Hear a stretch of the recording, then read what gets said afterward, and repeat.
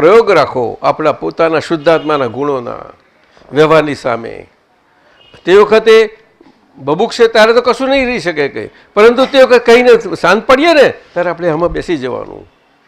જેવી રીતે નોળવેલ સૂકીને નોળિયો સાપ સામે તૈયાર થઈ જાય છે, ચપળતા બહુ છે એની, અને લડ્યા જ કરે છે અને છેવટે જીતે છે.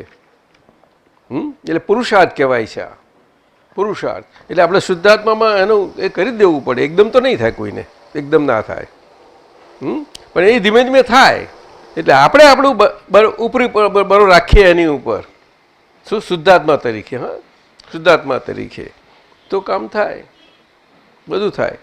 પણ પેલામાં આપણે ઉપરી થવા ગયેલા એનું આપણને આ ચડી બેસે છે. સમજાયું ને? એનું ચડી બેસે છે આખું. બહાર નીકળી ગયેલા ને બહુ ઉપરી થવા ગયેલા બહાર જ નીકળે, બીજું કશું થાય નહીં.